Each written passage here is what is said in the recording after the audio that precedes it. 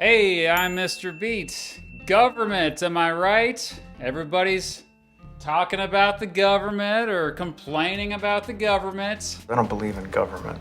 I think that all government is a waste of taxpayer money. But what is the government? Well, according to the dictionary, government means, quote, the governing body of a nation, state, or community. Wow, that's actually not that very helpful. Okay, let's consider the second definition. Quote, the relation between a governed and a governing word. Okay, what the heck? Not helpful either. Okay, so here's a better definition. Government means the people who run a society. See, that wasn't that difficult. More specifically, the folks who make society's rules and actually have the power and authority to guarantee that those rules are followed. So what's politics then? Politics? That's just how the power in government is distributed. The purpose of the government is to protect society, more specifically to resolve conflicts, defend a society from other societies, or provide public services. Now, people often get really passionate about government and politics because the decisions these folks in government make on a daily basis can have a huge effect on all of a society, or even all of the societies in the world. This is also why people have different opinions about the role of government in a society, and even what the best type of government is. In this video, I will explain every major type of government, and at the end of the video, I will reveal my favorite type of government. Oh, and occasionally my friend Dr. David Miano from the channel World of Antiquity will be chiming in. Oh, there he is now. Yeah, hey. Hey there, Mr. Beat. Thanks for inviting me into this video. I can't wait to dig into this topic with you, and I'll try to shed a little light on the ancient origins of some of these forms of government. Let's start with two basic categories. Governments are generally either democratic or undemocratic. So our first type of government is democracy. A democracy is any form of government in which the power belongs to the people and is exercised by them. The word democracy comes from the Greek word demos, meaning the people, and kratia, meaning rule. The people rule. In other words, government exists through the consent of the people and reflects the will of the majority. What say you, David? If we use a looser sense of the word democracy, we could trace its origins all the way back into prehistoric times, when tribes would make decisions through consensus by the majority of members. Sometimes this is called primitive democracy. And actually, with much of our decision-making today, we use primitive democracy. I mean, 5 friends get together and decide what restaurant they're going to eat at. The majority often rules, right? If we're talking specifically about a fully formed governmental system, though, Athens is commonly considered the birthplace of democracy. It wasn't the only Greek city-state or polis that had democracy, but it appears to have been the first.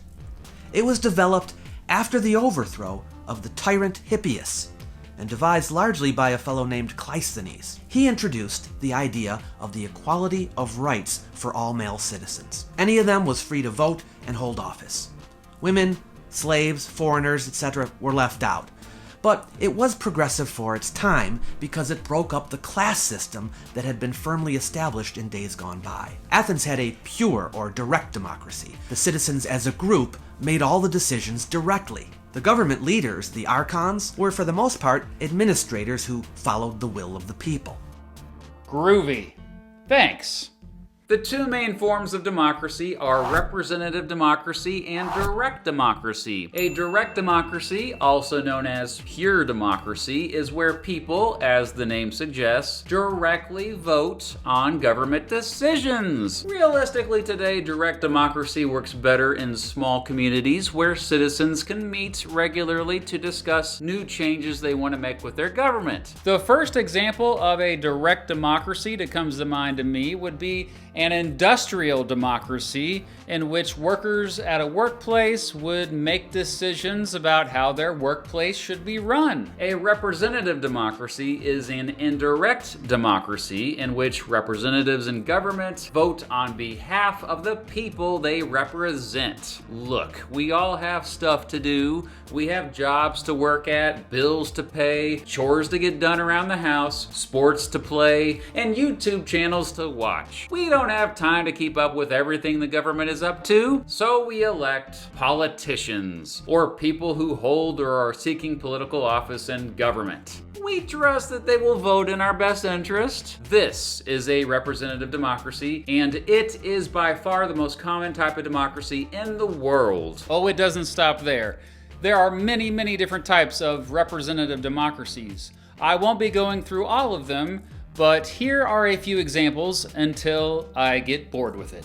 The most common type of representative democracy is a republic. Actually, if you look up most definitions of republic in various dictionaries, they use the words republic and phrase representative democracy interchangeably. Weirdos. But basically, a republic is any type of representative democracy where the people have a say in the executive branch, or part of the government that is supposed to carry out the laws.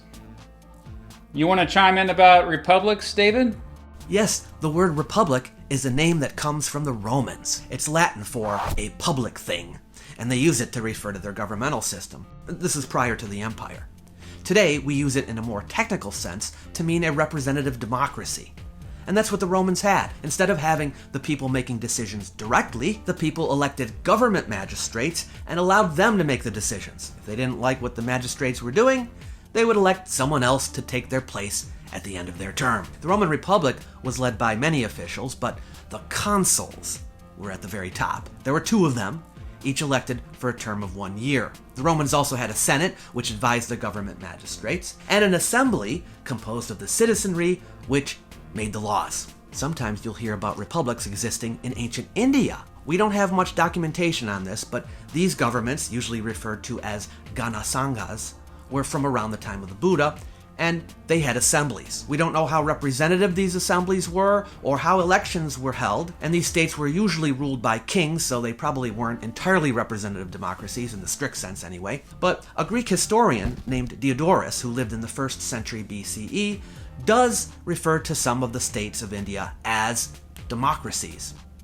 There's some question as to what he meant, because the word democracy at that time didn't have a strict definition, but it is interesting. Dang, you're good.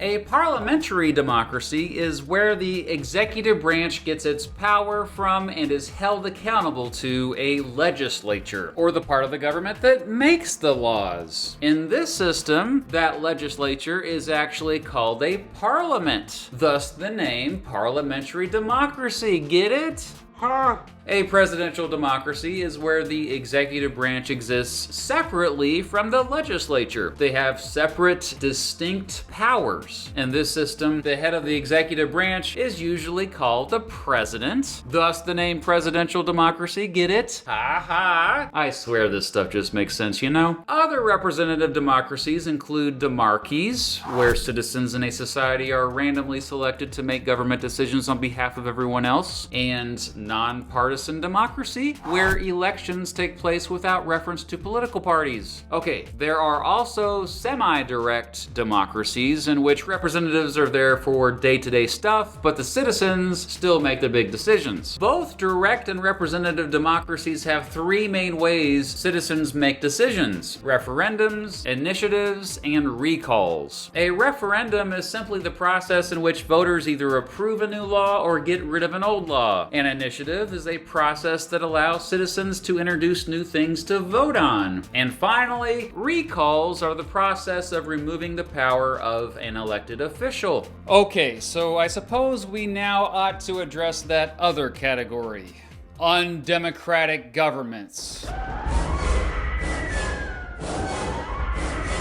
In undemocratic societies, the people have no say about their government. They basically just have to go along with whatever their government does, whether they like it or not. In these societies, leaders get to power by, other means. Any type of government where the people have no say yet the people must obey is called an authoritarian government. Now let's run through those delicious types of authoritarian governments. First, there are autocracies, or governments in which power is held by one person. The two main types of autocracies are monarchies and dictatorships, and it really just comes down to how that one person comes to power. If the person comes to power through inheritance from a parent or another relative, it's a monarchy. This person who has all the power for life, or until they are kicked out at least, is called a monarch. Duh. Titles of monarchs are different around the world. They could be a king or queen, prince or princess, emperor or empress, archduke, duke or grand duke, emir, sultan, whatever. If the person comes to power by just taking it, often through a military takeover, then it's a dictatorship. Some dictatorships are totalitarian, which means the dictator both sets the goals and controls almost all aspects of a society. Hey,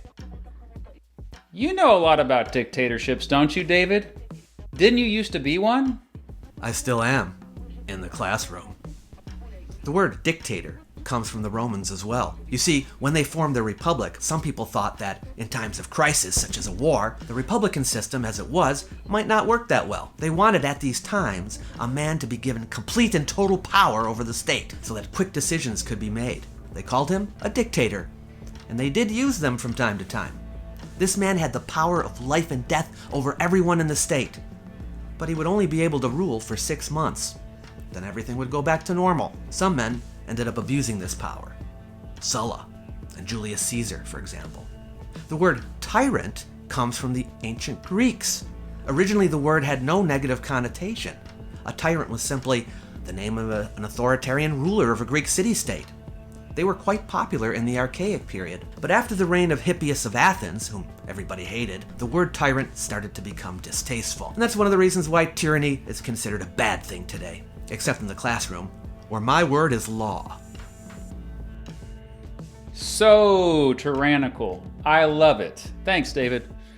Now, most autocracies are really oligarchies. An oligarchy is a government in which the power is held by just a few people. These people often have family ties, but not always, as we'll see in a bit. Throughout history, oligarchies have been the most common type of government in the world. And the fact that they are losing control around the world is surprisingly a pretty recent trend. Got anything to add about oligarchies, David? Well, I always have something to add. Oligarchies are some of the oldest forms of government around. Aristocracies, for example, were one of the most common forms of government in the ancient world. Sometimes they existed in harmony with monarchies and tyrannies, with the nobility sharing power with the state head, who himself was a noble. But other times, they were formed when the nobles became discontented with single rulers and overthrew them, taking power for themselves and ruling without a king or head of state. You might think this would be an improvement, but wealthy landowners often dominated the political systems to the detriment of the poorer classes. In fact, it was resentment against this kind of government that led to the establishment of the forms of government that we were just talking about. Thanks, David. I would totally have you as part of my oligarchy team. Oh, there'll be lots of different types of oligarchies as well. I also will only go over a few specific ones here. An aristocracy is ruled by the nobility, or a small class of privileged folks who claim a higher status at birth than the rest of society. A plutocracy is ruled by the wealthy. Keep in mind that plutocratic influence can affect any type of government. For example, in a republic, if most of the elected representatives depend on money from wealthy patrons, it's basically a plutocratic republic. A stratocracy is ruled by military leaders. A theocracy is ruled by religious leaders who rule based on their religious beliefs and values. The problem with most oligarchies is that they are often just kleptocracies. A kleptocracy is a type of government in which those in power are corrupt and they're at the expense of the governed. You know, like spending taxpayer money on lavish mansions for themselves, stuff like that. And finally, anarchy! Anarchy just means a society with no government. Throughout history, anarchy has often happened as a natural yet temporary result of a violent revolution or civil war within a country where an established government has been destroyed and a new government has yet to take its place. That said, there is a sizable group of anarchists out there who think governments should not exist. Many also believe that one day societies can reach a point where governments are no longer needed. Now, there are adjectives, words that we can use to describe governments to further distinguish them. We all love adjectives, except that they can make things more complicated. A big adjective used to describe governments is constitutional. If a government has a constitution that formally limits its power, it's constitutional. While representative democracies commonly have constitutions, did you know some monarchies do too? Yep. There are constitutional monarchies in which the monarch's powers are limited by a constitution. At this point in the video, I have probably made a lot of political science dorks upset, so I will wrap things up by stressing that I have really simplified government types for the sake of clarity in this video. You see, every government is unique, and often a society's government is a combination of different governments with weird qualifiers and caveats. Take my home country, for example, the United States. I've always taught my American government students that the United States is a representative democracy. Oh, and a republic. Oh, and a constitutional republic. Oh, and a democratic republic. So yeah, I just really like to confuse my students, and I guess I like to confuse you too. And now the moment some of you have been waiting for, I will finally reveal my favorite type of government. Drum roll, please. Drum roll.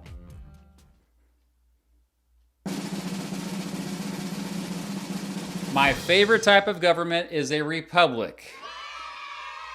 But more specifically, a parliamentary form of nonpartisan democracy. Basically have a parliament where we elect members of this parliament, but we do so without reference to political parties. Booyah! So do you agree with me? If you don't, let me know in the comments why you have an incorrect opinion. Also, a special thank you to my friend Dr. David Miano from the channel World of Antiquity for chiming in throughout this video. Well, thanks for having me. Sure thing. Be sure to check out Dr. Miano's channel. It features some really accessible content about ancient civilizations, and it's ridiculously underrated. Go subscribe to his channel. And subscribe to mine too, I guess. But thanks for watching.